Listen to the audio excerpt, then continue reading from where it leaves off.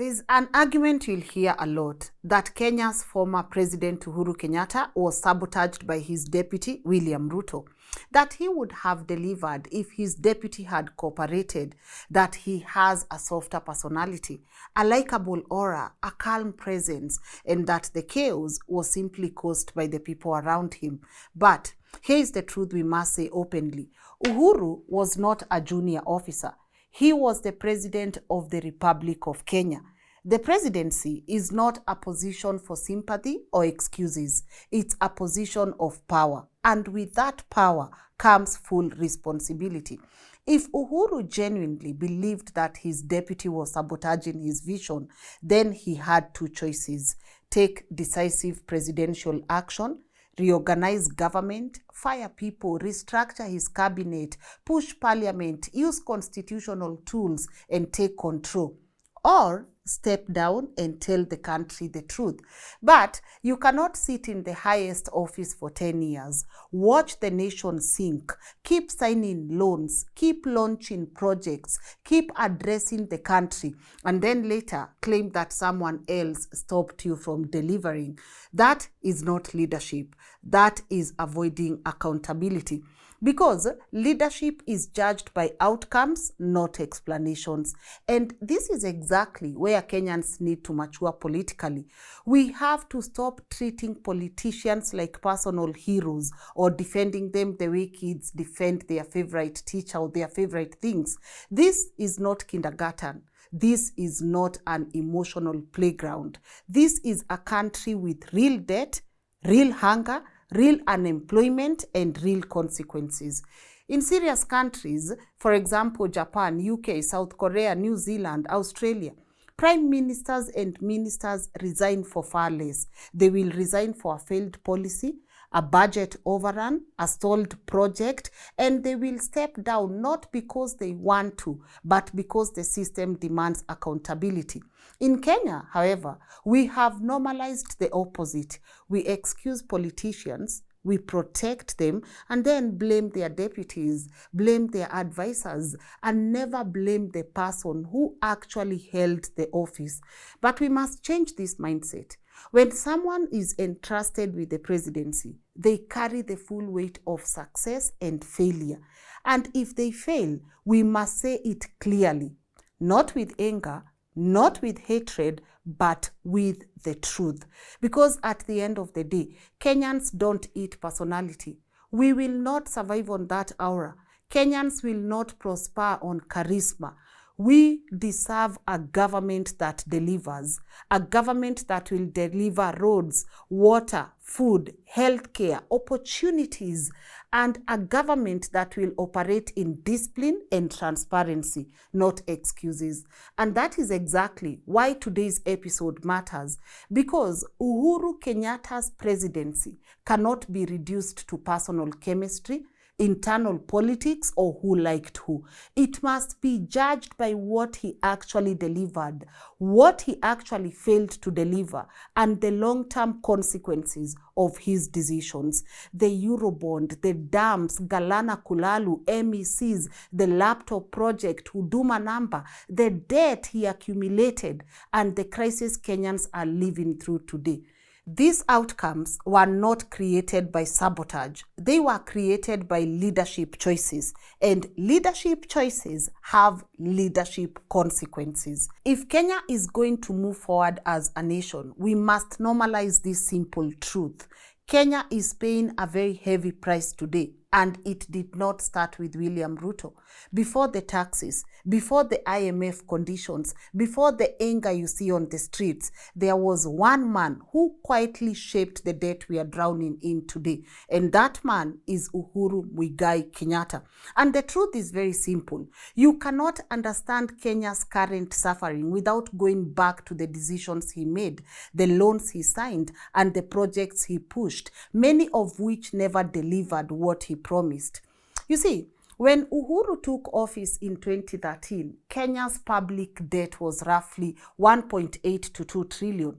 By the time he was leaving in 2022, that number had exploded to almost 9 trillion Kenya shillings. When people talk about Kenya's debt crisis, most jump straight to the taxes and the IMF, but the real turning point happened in 2014. Barely a year into Uhuru's first term, when Kenya did something it had never done before. It went to the international financial markets to borrow money directly from the global investors. And this was the first Eurobond in Kenya's history. Mark you, first Eurobond in Kenya's history. It was sold to the public as a major achievement, a sign that Kenya had become a serious player, trusted by Wall Street and European banks. Uhuru's government borrowed $2 billion at once. And this loan came in two parts, one with 5.875% interest and the other with 6.875% interest. And those rates looked normal at the time. But for a developing country like Kenya, they were still very expensive loans. And that moment changed everything. Before this, Kenya mostly borrowed from traditional lenders, World Bank, IMF, AFDB, where interest rates were low and repayment stretched over many years. But Eurobond money is very different. It comes with tight deadlines, huge penalties, and no mercy if you delay. Once you enter that world, you are essentially telling the world, we are ready to borrow like a rich country, even though we are not one. And that's exactly what happened. Government told Kenyans that the money would fund energy and infrastructure.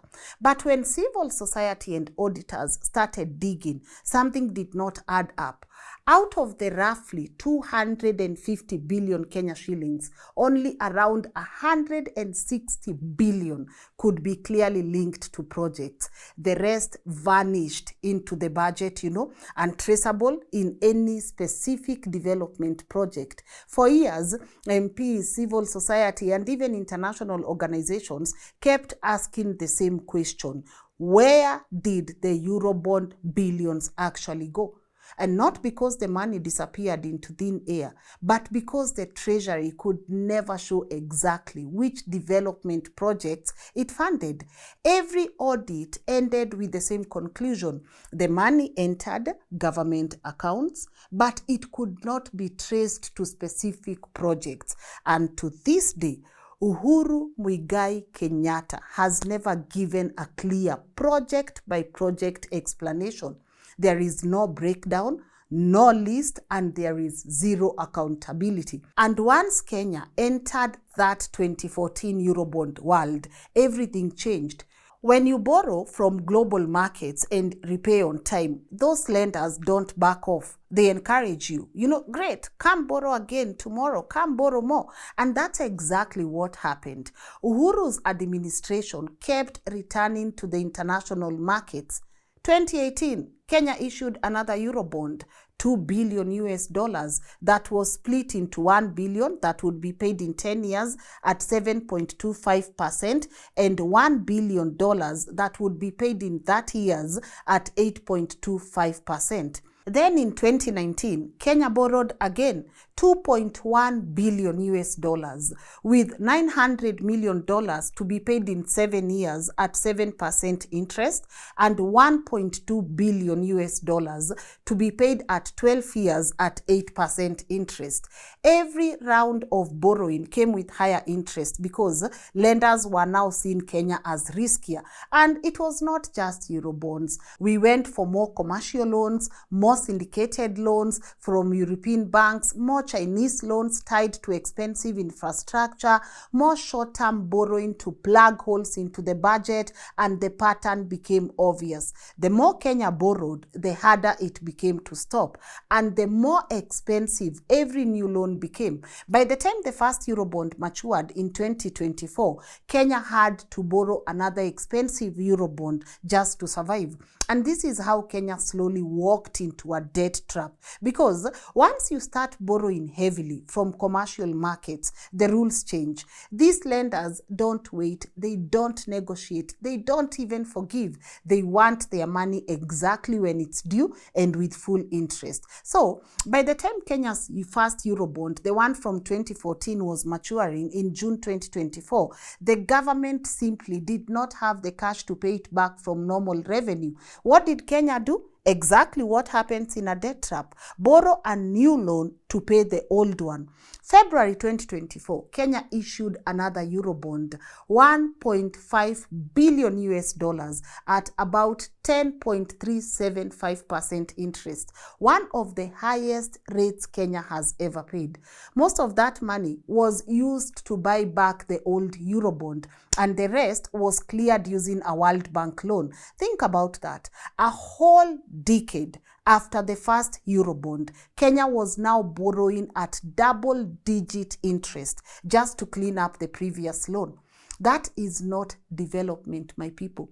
And this cycle did not start in 2023 or 2024. It started the moment Kenya opened the Eurobond door in 2014, under whose leadership? Uhuru Kenyatta.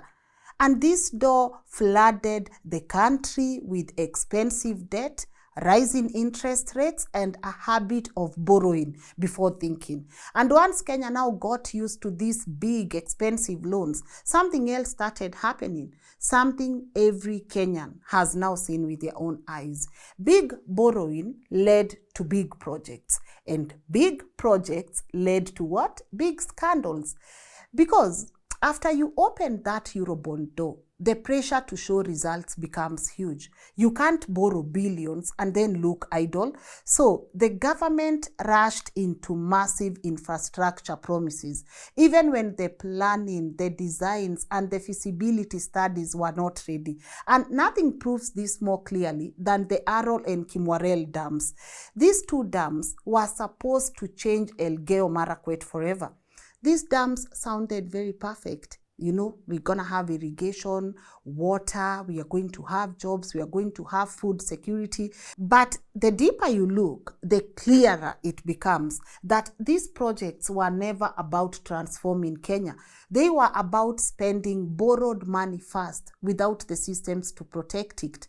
Originally, the dams were priced at about 450 million USD. Then quietly, without any convincing explanation, that figure jumped to 608 million USD.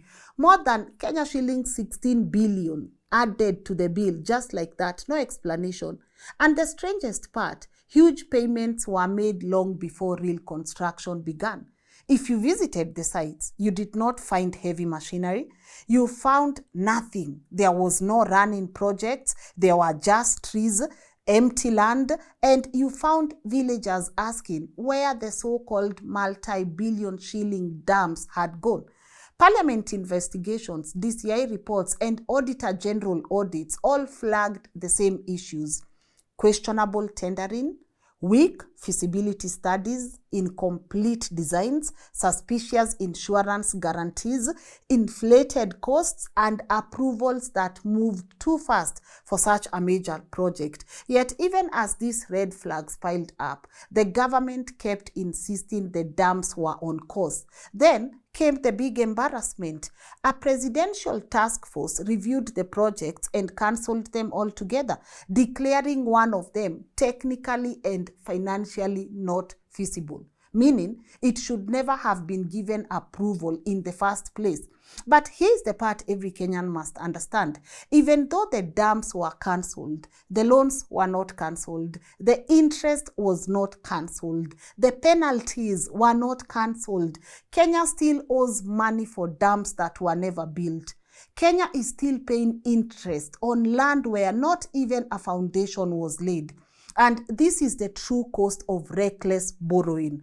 Arror and Kimwarer were not the exception. They were the pattern. And if these dams showed us how borrowed money can disappear into ghost projects, wait for the next one, Galana Kulalu. This one showed us something even worse. How can a national food security promise collapse right in front of the country? Very quietly, slowly, and painfully, while billions are being spent. When Uhuru's government launched Galana Kulalu, the expectations were very high. 1 million acres under irrigation. Massive modern farms in the coast, we are talking about canals, pivots, silos, technology, new jobs again, stable maize prices. This one looked like a mini Egypt built right here inside Kenya. And guys, this project also looked like the one that would finally end the food insecurity cycle. But when you follow the money, the story collapses very quickly, because audits later showed something very disturbing. Out of this mega project, Kenya shillings 7.3 billion had already been spent, and what Kenya got in return was 103,000 bags of maize from the pilot. Guys, please, let that hit. We are talking about 7 billion Kenya shillings, and all we got was 103 plus bags of maize, 103,000 bags of maize. Even if you are to take now a bag of maize, the cost today, and multiply, it would not even amount to billions of Kenya shillings. The National Irrigation Board, the agency that was running the project, had leased 20,000 acres but used only half. The remaining land sat idle while taxpayers continued paying. And even worse, leasing costs mysteriously jumped from around 300 Kenya shillings per acre to 3,000 Kenya shillings per acre. In some contracts, we are talking about 10 times higher the amount. No meaningful explanation, just another classic sign of a system without brakes. And that's before we even look at the technical failures on the ground. When auditors and journalists visited the farm, they found pivots installed but barely running, pump stations that broke down repeatedly, canals that needed redesigning, idle machinery, underutilized storage facilities, a project that had lost direction before it even started. And despite spending billions, Kenya had only managed to put 5,000 acres under real crop. Out of what? The promise was 1 million acres. That's 0.5%, not even 1%. Not even 1%. And the project simply could not support the scale the government had sold to Kenyans. And when things became too loud to hide, Parliament stepped in. In 2015, the National Assembly's Agriculture Committee ordered the entire project suspended and called for a forensic investigation into how contracts were awarded and how money was spent. So, when you look back, was Uhuru ever held personally responsible? No. There is no record of Uhuru appearing before any parliamentary inquiry or court to answer for the Galana Kulalu. But under his government, the project was questioned, it was investigated, the audit flagged irregularities, and the failures were documented. But the accountability stopped at the system level, not at the leadership level, which is exactly how multi-billion shilling failures survive in Kenya. Promises are made at the top. Your president will come and tell you why he needs to borrow. He's going to make a promise and he will tell you this is why we need this loan, right? So promises at the top, money is spent in the middle, and when everything collapses, you, the taxpayers, are left holding the bill while politicians walk away untouched. Galana Kulalu became the perfect symbol of the Jubilee decade. Big loans, big promises, weak execution, heavy losses, zero personal accountability, etc., etc. And just like the dams, just like the Eurobond, Galana Kulalu proved one thing. Kenya was not just borrowing recklessly. Kenya was borrowing without a plan and without anyone willing to answer when things went wrong. And if you guys think Galana Kulalu has shown us how a farming dream collapsed under poor planning, wait till you hear this one. The Managed Equipment Services, MES. I know majority of you don't even remember this one. This program now goes ahead and shows us how Kenya can lose billions quietly, because MES wasn't about dams or farms, it was about hospitals. The one place where failure becomes deadly. In 2015, Uhuru's government launched MES with grand promises. Modern machines in 98 hospitals across 47 counties, talking about dialysis units, CT scanners, ICU equipment, X-ray machines, all leased, not bought. A model sold as efficient and very revolutionary. The country believed it, because who wouldn't want better hospitals? But then the numbers started moving, and not in the right direction. The project was first announced at 38 billion Kenya shillings for 7 years, but quietly, without public explanation, that figure skyrocketed to 63 billion Kenya shillings. We are talking about the same equipments, same hospitals, almost double the cost. Counties did not even know how the contracts were negotiated. Most governors said they were forced into the deal by the national government. And when the machines finally arrived, the real shock opened up. Many hospitals could not even use the equipment. Why? Because you cannot run a CT scanner or dialysis unit if you don't have trained specialists, stable electricity, clean water, proper rooms, functioning theaters, maintenance teams. You cannot. And here you are with equipment worth billions being delivered to facilities that lacked the basics. Are you sensing a pattern here? There is a pattern here.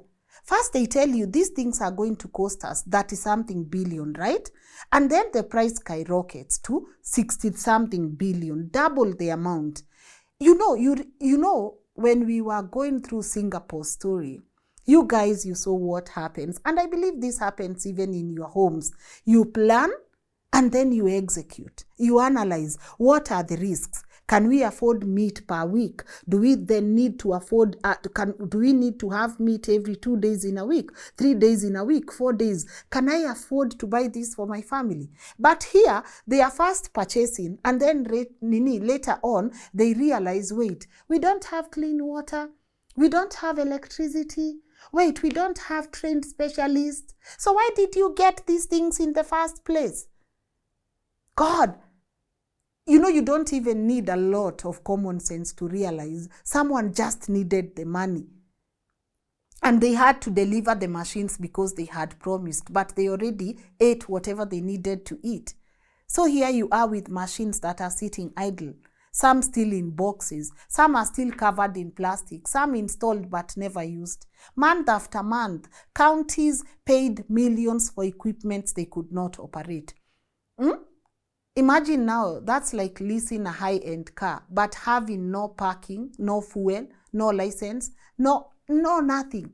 But you still have to pay every single month, yet that car stays right in front of your house. That is MES, guys. And as complaints grew louder, the Senate did what they do best. They summoned the officials, and what they found was damning. Again, you realize another parting. There's always a parliamentary this committee, a Senate this, and they will investigate. But where do they take these, findings? Because have you seen anyone prosecuted? Even for this MES, have you seen anyone prosecuted? And the Senate will find its own findings, and they'll tell you, yeah, the ministry could not produce full contracts, Costs had ballooned without transparent justification. So who was responsible for the skyrocketing of these prices? Oh, they will be told some counties received machines without the infrastructure to use them. Shouldn't you have planned for that before? Oh, no clear maintenance plan existed. Whose fault is it? They'll say counties had no say in what they were paying for. Why, as a whole governor, do you pay for something you have no idea? And then you'll have this whole Senate ad hoc committee later describing this project as a criminal enterprise shrouded in opaque procurement. So who paid the price? Who paid the price?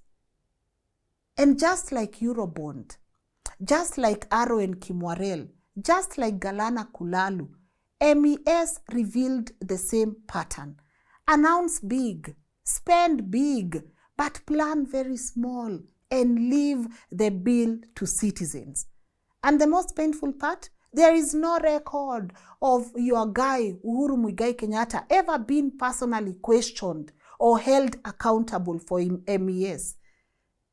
Yes, they will say they grilled the ministry.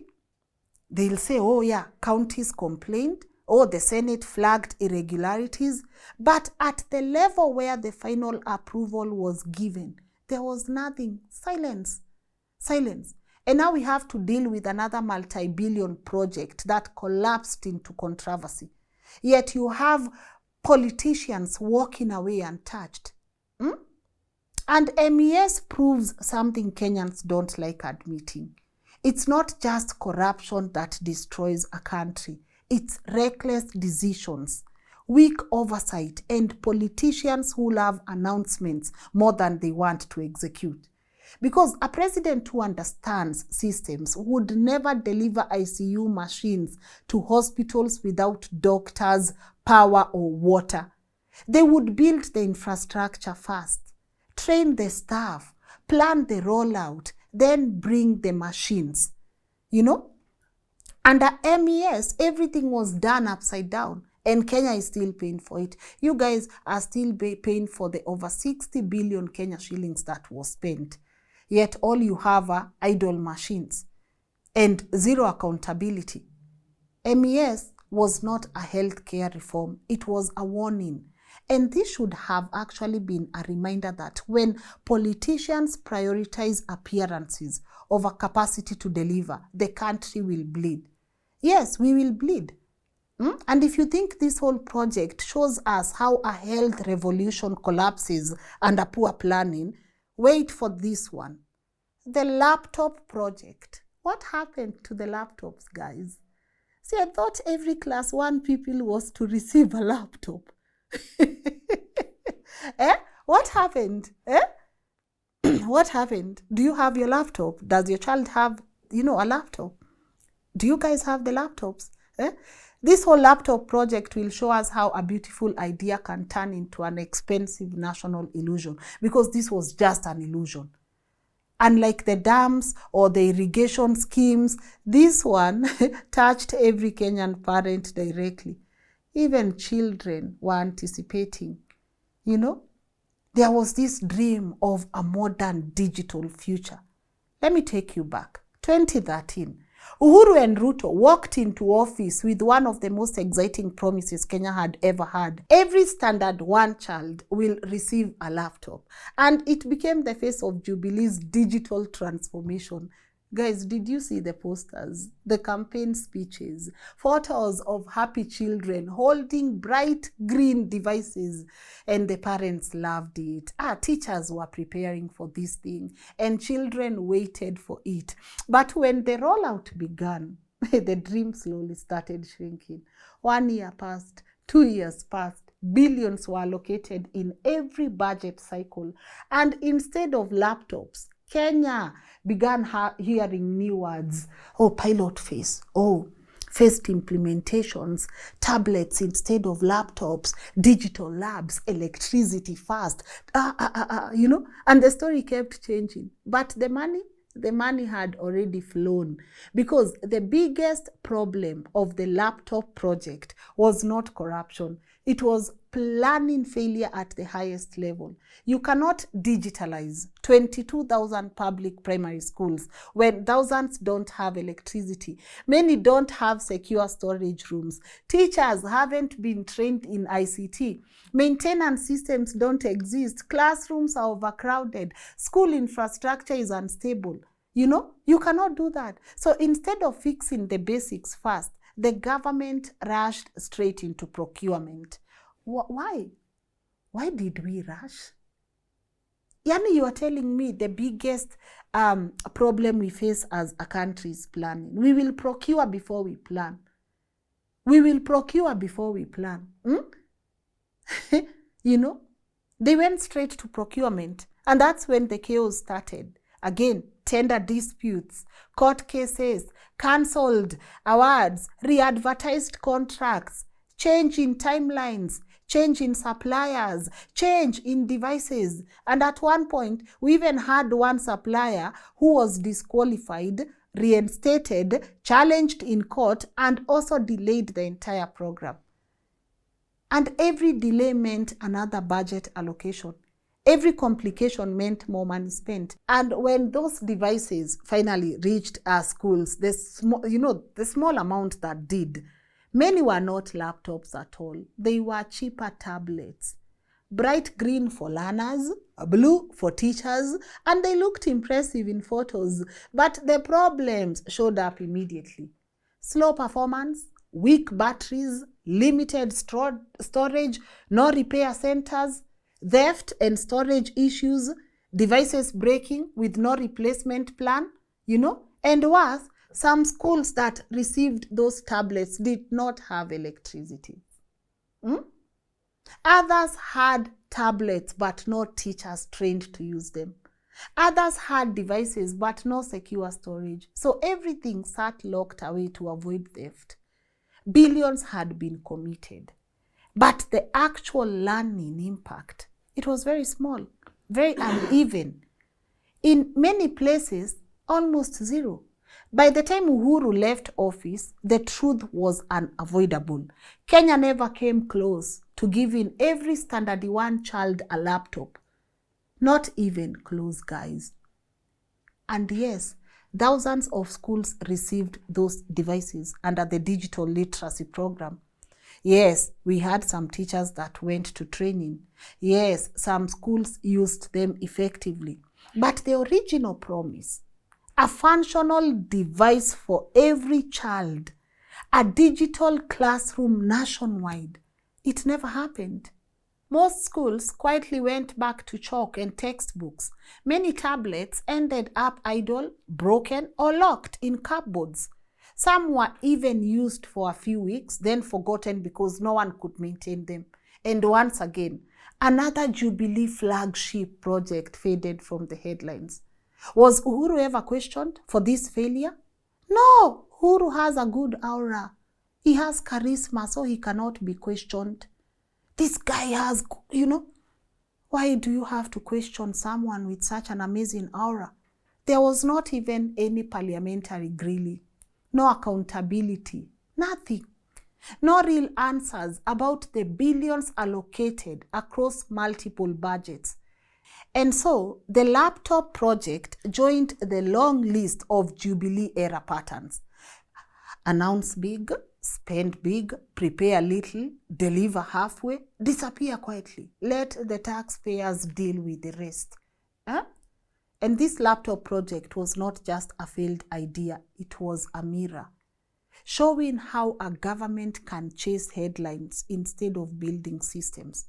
Because digital transformation is not about tablets, it's about electricity. It's about training the teachers. And if also you think this laptop project showed how a digital dream can collapse from the inside, we are not yet done, people. Huduma Namba, you remember that? You remember Huduma Namba? This one now shows us how a government can collect the most sensitive data in the country and still fail to produce a working system. Because Huduma Namba was not a small idea. It was very bold. It was national. It was a complete re-engineering of how Kenya identifies its citizens. One number, one card, one digital identity for everything. From your national ID, NHIF, which is now SHA, to NSSF, KRA, it was sold like the future. The digital Kenya we've been waiting for. And when registration began in 2019, Kenyans turned up in millions. Schools, stadiums, everywhere, even at churches, to register. People queued for hours to get the new Kenya ID. By the end of the mass registration, nearly 38 million Kenyans had been captured. And behind those long queues, billions had already been spent. The government pumped money into biometric kits, software, servers, data centers, training, registration campaigns, card production, publicity, logistics, everything. The official spending eventually passed 10 billion Kenya shillings. A huge price tag for a system that was supposed to replace a simple ID. But as soon as the excitement settled, the problems exploded because Huduma Namba had been launched without proper legal safeguards. In January 2020, the High Court delivered a stunning judgment. The project could continue, but it could not be implemented until Kenya passed strong data protection laws and carried out a proper data protection impact assessment. In short, you cannot build such a powerful identity system without clear rules for privacy, security, and how this data will be used. Don't you think these are things they should have considered way before? Don't you think? Did they not have lawyers to advise them? Like, did they not even have a committee? Did they not have professions to tell them, yeah, you can do this, but this is what the law says? And this is why the High Court is likely to stop this from going on. Kwani, how do these guys operate? You can't hire lawyers to advise you. Then, in 2021, you have another court ruling declaring that the rollout of Huduma Namba cards was illegal because the state had not carried out the mandatory data protection assessments. Here we are again, a project worth billions, stalled because the government had skipped the most basic digital safety requirements. Even the purpose of Huduma Namba started collapsing. Yes, we had millions who had registered, but only a fraction even received the cards. And those who received them still had to use their old national ID. Because Huduma Namba was not integrated with government services. Now imagine lining up for hours, giving your fingerprints, giving your personal details, having your face scanned, and then being told that your new card cannot actually do anything. And while all this was happening, another uncomfortable truth emerged. Kenya already had several functioning databases. The ID system, NHIF database, NSSF database, KRA, iTax, voter register, passport system, birth and death registry. So instead of strengthening this and integrating them, the government created an entire new system with new costs, new contracts, new risks, and no clear path for merging everything. No. It did not even solve anything. It just added a lot of crap into all this. And then in 2022, you have a new administration under William Ruto coming in. And Huduma Namba was quietly shelved. We are talking about years of work, billions of shillings spent, millions of our records, private data, all pushed aside and replaced with what? Maisha Namba. Sata Maisha Namba ni nini? They said this is another digital ID system, another set of promises, another attempt to fix the problem created by Huduma Namba. So now the question becomes, was anyone ever held responsible for the collapse of Huduma Namba? And the answer is very simple, no. No. Yes, the courts questioned the legality of the project, the civil society challenged the privacy issues, journalists exposed the confusion, but at the leadership level, the level where decisions were made, no one was ever publicly questioned, summoned, grilled, or held accountable. There we are. Our money spent. And then everything abandoned. Just like Eurobond, just like Arror and Kimwarer, just like Galana Kulalu, just like MES, just like the laptop project. Another grand announcement, another huge budget, another technical failure, another silent ending, you know. Huduma Namba exposed something deeper about the Jubilee era. They were very hungry for flashy tech, but they had no commitment to the boring, essential foundations. The law, the systems, the planning, the capacity, the follow-through. No. This was not a digital revolution. This was a digital shortcut, and shortcuts always lead to dead ends. When you step back now from all these projects, Eurobond, dams, Galana Kulalu, MES, the laptops, Huduma Namba, you begin to see something much bigger than individual scandals. You see a pattern, a leadership style built on big announcements, big budgets, big promises, and shockingly weak execution. Because none of these failures were accidents. They were symptoms of the same problem. A government that chased visibility, not viability. A presidency obsessed with how things looked, not how they worked. A style of leadership that loved the spotlight, but ignored the systems that actually make a country work. Because real leadership is in reading feasibility studies, asking hard questions, demanding accountability, stopping a project when it doesn't make sense, protecting public money like your own. Under the Jubilee decade, Kenya got the opposite. We got loans without plans, projects without foundations, equipments that had no infrastructure, data systems that had no law, digital dreams without electricity, and debts without delivery. And now, the painful truth. Kenyans are paying today for choices made years ago. High taxes, high fuel, a weak shilling, IMF pressure. None of this started in 2023. No, it started in 2013. It started with the decisions, the loans, the signatures, and the shortcuts of the Jubilee years. And this is not a political attack towards Uhuru Kenyatta. It is a generational lesson. Because if Kenya continues choosing politicians based on charisma, family name, PR, or their polished speeches, instead of competence, discipline, and systems, we will repeat this cycle again and again and again. Please remember, a nation is not built by announcements. A nation is built by accountability. And until leadership in this country becomes something more than those ribbon-cutting events that you see or the press conferences, Kenyans will continue paying for projects they never saw. They will continue paying for loans that were never used and failures that we never caused. And now, to be fair, I know there's someone who is watching this and wants to defend Uhuru Kenyatta. Yeah, we are going to acknowledge that his administration did achieve certain things, but please let's be clear from the start. These were national investments funded by Kenyans, not personal gifts from Uhuru. Because sometimes, the way people speak, you would think these achievements came from someone's private savings. So here is the honest picture.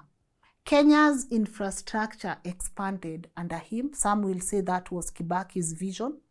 Roads were built, highways were rehabilitated, and the SGR became operational. That is true. Now, whether the costs made sense is a different debate. But you can see the roads, yes? But it's because citizens financed them through taxes and loans, not because the president reached into his pocket and said, guys, let me do you a favor. Let me actually build these roads for you. Let me sponsor. No. Some will say, Lynn, no, under Jubilee, electricity access also increased. That is true. Millions of households were connected under the last mile program, and this made a real difference in rural areas. Homes lit up, businesses extended, students could study. But again, the cost of those connections, transformers, and upgrades sits in national debt and on Kenyans' monthly bills. Those are our taxes. It's progress, yes, but progress Kenyans paid for. Government services also moved online, yeah? You can see the e-citizen, it grew into a platform where people finally accessed services without endless queues. This is a very good national convenience, but again, guys, the system was built and sustained entirely by public money and public agencies. It's an institutional achievement, not a personal one. Yeah? Some will say, Lynn, remember Linda Mama? Yeah? You know, those health programs that expanded access to maternity care. Yeah, that's a good one. NHIF reforms broadened coverage for some chronic conditions. That's a good one. This helped families. But please, again, remember, every single program was financed by workers' contributions and taxpayers, not presidential charity. Yeah, education saw major shifts too. Technical colleges, TVETs, multiplied across the country. That is true. Enrollment increased. Yeah. And the CBC curriculum was rolled out. It's very controversial, but also to some, it's a major reform, right? The financial burden of CBC, again, landed mostly on parents, teachers, and schools, showing us that progress depends on the public, not individual leaders. Someone will also say, Lynn, Kenya's diplomatic footprint also grew. The country hosted global events and secured international partnerships. But please, the travel, the summits, the delegations, all of it was financed by the public. But the benefits remain uneven on the ground. Some will say security agencies also improved their capabilities. Attacks reduced compared to the peak years, and coordination got better.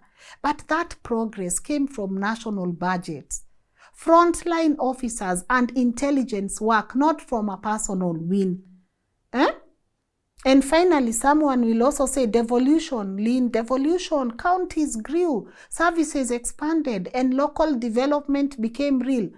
But again, let me remind you, that strength came from the Constitution and the taxpayers who were consistently funding county governments, not from political generosity. So yes, Uhuru's regime had wins, real visible wins. Nobody denies that. But the truth is very simple. Every one of those wins was paid for by Kenyans through taxes, through debt, and through the same economy, now struggling under the weight of those decisions. That is why acknowledging these wins is important, but pretending they were personal achievements would be dishonest.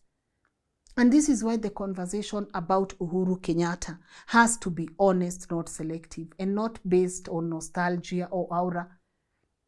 Yes, his administration delivered certain improvements, but here is the part people often avoid. Having wins does not erase the long-term consequences of poor leadership choices. A president is not judged by whether something happened under his watch. Every president has had some wins. The real test is whether those wins were achieved sustainably and whether the country is better off in the long run. And this is where the problem begins. Because the same wins that people celebrate were financed through what? Unprecedented public borrowing, expensive commercial loans, high-risk debt structures, and projects launched without strong systems behind them. So yes, Kenya got new infrastructure, but it also got the highest debt burden in its history. Yes, services moved online, but the country now struggles to meet basic financial obligations. Yes, electricity reached more households, but the cost of power, fuel, and debt repayment is choking families today. And yes, some sectors moved forward, but the overall economy was weakened by decisions that prioritized speed over strategy and visibility over stability or viability. That is why understanding this era matters, because the crisis Kenyans are living through now, the taxes, the cost of living, the IMF pressure, did not begin with the current administration. I will not talk about Ruto, because when you are the president, you are the president.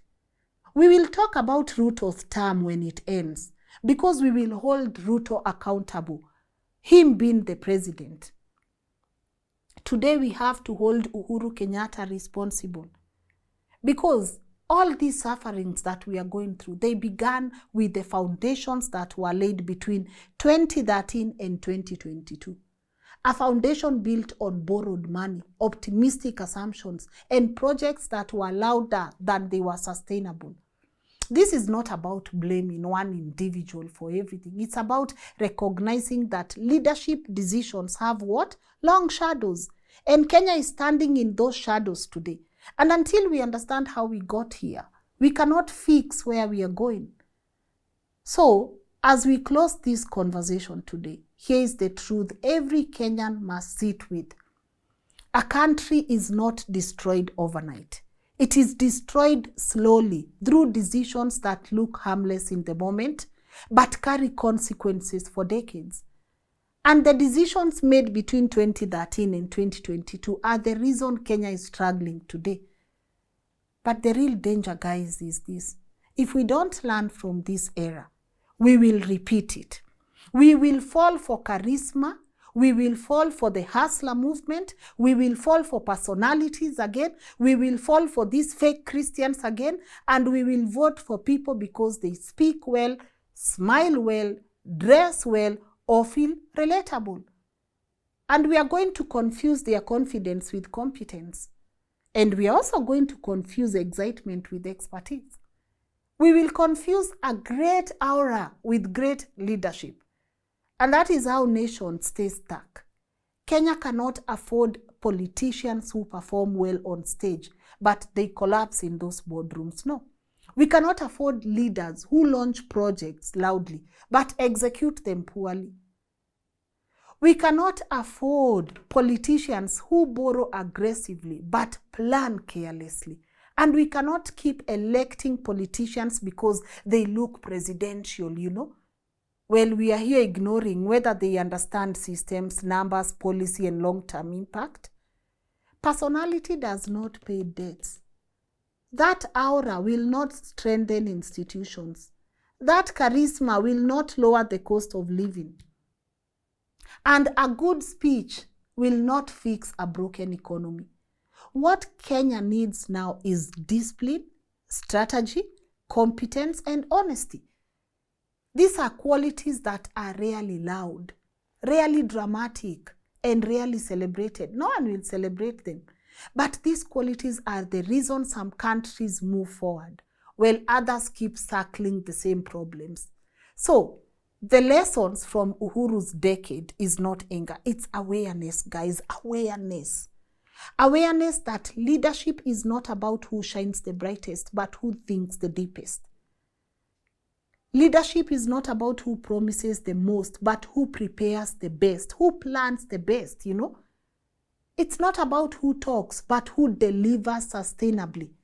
And if this generation truly wants a different future, we must stop voting like fans who are choosing their favorite celebrities. Leave that for the awards. Please start voting like shareholders who are choosing someone to protect your investment. Because that is what leadership is, a national investment, and Kenya has paid too high a price for choosing style over substance. Yeah, for choosing aura. Let this be the decade we finally break that cycle. Please let these loans mean something. Let this high cost of living mean something. Please, let it mean something. Let us use this pain. Let this be the moment Kenya grows up politically. And let us never again confuse a great personality for great leadership. Yes. I mean, the shocking thing is when we come back here, now we will talk about bottom up. You know how some of you were fooled by this whole hustler, chicken seller, you know, notion. That is how these guys win. We will talk about the reviving of Galana Kulalu, which is a good job. But again, who will ever be held responsible for the funds we lost? Mi hata yenye inaniuma sana ni hii ya Huduma Namba. 10B ilienda wapi? Tutafute wapi? Hii ya MES from 30-something billion to 60-something billion. who will be held accountable? Eurobond, 250 billion, all the way to 160 billion that we can account for. Where did the 90 billion go? Who is held accountable for these things? Who answers? Who answers? In other countries, we said you have politicians stepping down. You have even presidents going to prison. Look at Sarkozy. He's in prison now.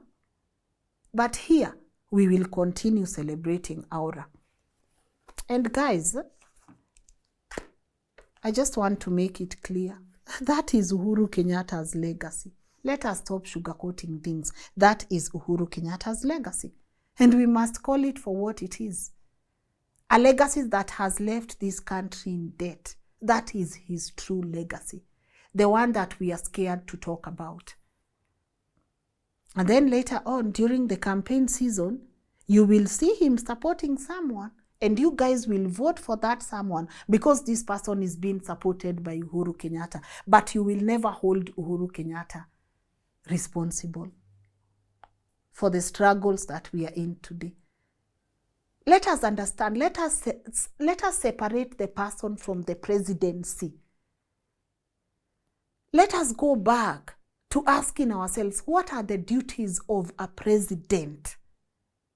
Ndio mtu akisema, the president did not do this and this. Stop looking at this person as if they are attacking the person. We have to go back to learning and relearning. What are the duties of a president? Not a person, a president. A president. And that is why we can't buy this notion that, you know, your guy was being sabotaged. Did he resign? No. He enjoyed to the last minute the benefits of being a president. He got his salaries. He got the incentives that comes with being a president. He got all that. And now all we need to buy is he was being sabotaged. Why did you not unsabotage yourself? Why did you not step down? Those are the hard questions we have to start asking. We have to go back to those projects now and demand for someone to be held accountable. And that's the painful truth. So, if we left out something, his success or his failures, feel free to note them on the comment section. I'm also really interested. Maybe we left something during this research, but let me know on the comment section. I'll be following. And I just want to say thank you so much on your feedback on our episode, you know, and the things we learned from Singapore. I just want to say thank you. You guys are commenting. I know some are long, but I enjoy reading them. So I appreciate your feedback, and I also appreciate your suggestion. And I think when it comes to Singapore and how Jomo Kenyatta ruled this nation, someone told me, Lynn, I also think you need to look at how Jaramogi and Ronald Ngala made sure Kenya failed, because they had been given the mantle to lead this country, but they decided, you know what, this guy has to be here. So that is also something I'm considering looking into, but I appreciate your feedback. Let me know on the comment section, what else would you love to watch? Not just Kenyan. I see a lot of people talking to me about Uganda, you know, just Africa. I'm just concerned about African issues right now. So feel free to share on the comment section. And I also want to say thank you for getting us to 1.44 million subscribers. I don't take it for granted. So if you've watched till the end and you've not subscribed, please consider subscribing. It goes a long way, all right? Also, want to say thank you to everyone who is contributing towards independent journalism. Yeah, guys, I think sometimes for you to tell the truth, you just gotta, you have to be okay being independent. And it's not easy. It's not easy operating as an independent journalist, you know. But I love that you guys are supporting the cause. You are contributing through super thanks. God, I honestly don't take that for granted. So continue contributing towards our work. We have an MPESA number right there, a PayBill number, and a PayPal account that you can channel your support, and also super thanks. You can be able to find us. You can be able to find us there. So just want to say thank you for all of it. And if there's anything you can't share on the comment section, share with us through info@lnn.digital. And we look forward to brainstorming together and just achieving our goal for this season, learning and relearning. My name is Lynn Ngugi. See you on the next one. Yeah, synthetics is coming up. All right, bye.